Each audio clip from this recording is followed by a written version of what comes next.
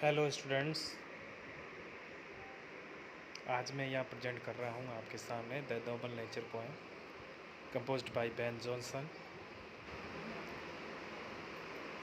It is not growing like a tree, in bulk doth make man better be, or standing long an oak 300 year, to fall a log at last, dry, bald and sere. A lily of a day is fairer far in May, although it fall and died that night. It was the plant and flower of light, in small proportions we just beauty see, and in short measures life may perfect be. In this poem, in first line, the pronoun it is used for lily. सबसे पहले lily की बात की गई है कि ये जो लिली का जो फ्लावर होता है ये एक बड़े वृक्ष की तरह ग्रो नहीं करता है।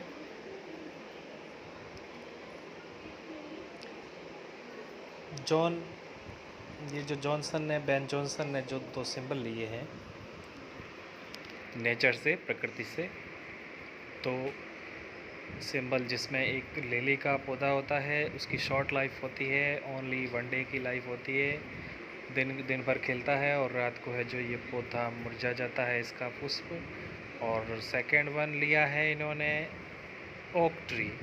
ये काफ़ी लंबा पेड़ होता है, इसकी जो है लाइफ स्पैन है, इसका जीवन काल है जो 300 साल की होती है, और लास्ट में ये एक लट्ठे के समान, एक ठूंठ के समान है जो गिर जाता है सूखा और मुरझाता हुआ। तो इसमें जो लिली ऑफ ए डे यानी कि जो लिली का पुष्प है उसकी तुलना उससे की है ओक के ट्री से। लिली का जो पौधा है वो एक दिन में ही अपनी सुंदरता बिखेर देता है, लेकिन जो ओक का ट्री है वो 300 साल जिंदा रहने के बाद भी कुछ नहीं कर पाता है। तो इसको ह्यूमन लाइफ के एस्पेक्ट में ये बात कही गई है कि जो ह्यूमन लाइफ है, मनुष्य का जो जीवन है, मनुष्य को अपनी लाइफ के अंदर बहुत अच्छे काम करने चाहिए, और कम समय में भी यदि वो अपनी इम्प्रिंट छोड़ के जाता है, अपनी जो है वो यादें छोड़ के जाता है, तो वो उसको लोग काफ़ी समय याद रखते हैं।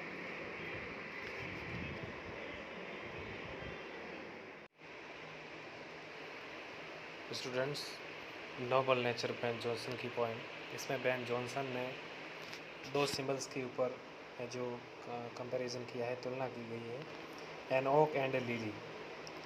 ओक का जो ट्री है वो इसकी लाइफ स्पैन है 300 ईयर्स, बट लिली की जो लाइफ स्पैन है यानी कि इनका जो जीवन काल है लिली का वो ओनली 1 डे है, एक दिन का है, और ये डे टाइम में ही पुष्प खिल के शाम को नष्ट हो जाता है। Qualities of an oak, bulk size, long life, यानी कि हम इसकी क्वालिटीज़ लिखें, इसकी विशेषताएं लिखें ओक ट्री की, तो वो काफ़ी साइज़ में बड़ा होता है और उसकी लॉन्ग लाइफ होती है, वो मैंने पहले ही बता दिया, उसकी जो लाइफ है वो 300 ईयर्स होती है। और ये standing long like a log, एक लट्ठे के समान खड़ा रहता है, और अंत में at last dry and sear, और अंत में ये शुष्क होकर, सूख कर और मुरझा कर गिर जाता है। अब हम लिली की क्वालिटी देखेंगे, विशेषता देखेंगे। जो लिली का जो पुष्प होता है, फ्लावर होता है, ये पौधा शॉर्ट लाइफ स्पैन, इसका लाइफ स्पैन है, जीवन काल है वो काफ़ी शॉर्ट होता है, छोटा होता है। ये जो प्लांट है, ये जो पौधा है वो plant and flower of light, यानी कि रोशनी या प्रकाश का प्रतीक होता है। We see only beauty in its short ratio, यानी कि इसके छोटे से जीवन काल में हम ब्यूटी देखते हैं, सुंदरता देखते हैं।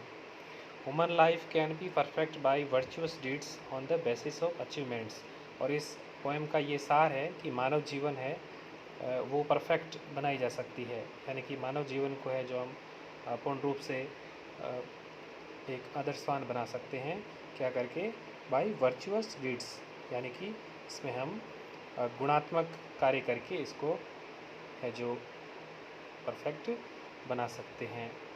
On the basis of achievements, यानी कि जो हम अचीव करते हैं अपनी लाइफ में, जो हम हासिल करते हैं, सफलताएं हासिल करते हैं, उसके आधार पे, एंड नोबल एक्ट्स, और हम भलाई वाले कार्य करते हैं, इसके आधार पे इसको मानव लाइफ को हम है जो ह्यूमन लाइफ को परफेक्ट बना सकते हैं लिली की तरह।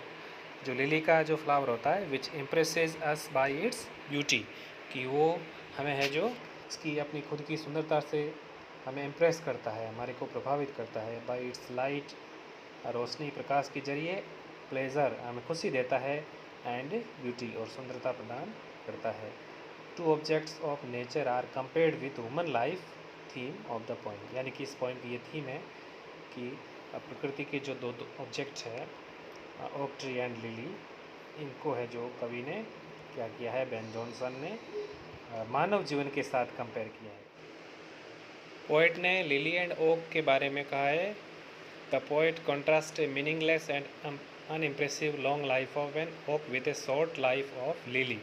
इसमें जो पोएट ये कहता है कि जो ओक की जो लाइफ होती है वो मीनिंगलेस होती है, यानी कि अर्थहीन होती है, एंड अनइम्प्रेसिव होती है और अप्रभावशाली होती है। बट जो लिली की लाइफ है वो शॉर्ट होती है, यानी कि हम पहले ही पढ़ चुके हैं, संक्षिप्त जीवन होता है उसका, but full of heroic and virtuous deeds. लेकिन उसकी जो भी छोटी लाइफ होती है तो भी वो हीरोइक, यानी कि एक नायकत्व वाले अंदाज में, और वर्चुअस डीड्स, वर्चुअस का मतलब होता है गुण, गुणीवान कार्य, गुण जिसके अंदर बहुत सारे गुण हो, ऐसे डीड्स, डीड्स का मतलब कार्य जो उसके होते हैं वो अपने एक छोटे से लाइफ स्पेन में ही हमारे को महका कर जाती है। दैट लीव्स इम्प्रिंट्स, इम्प्रिंट्स का मतलब छाप, वो छाप छोड़ के जाती है ऑन द वास्ट इटर्निटी, यानी कि जो एक ये वास्ट विशाल इटर्निटी यानी अनंत है, ये जो बहुत बड़ी दुनिया है, समय बहुत बड़ा है, वास्ट इटर्निटी ऑफ टाइम, यानी कि समय की ओक और लिली की तुलना करें तो 300 साल में भी कुछ नहीं कर पाना, और लिली का एक ही दिन में सब कुछ करके जाना काफ़ी अहम बात होती है। Thank you.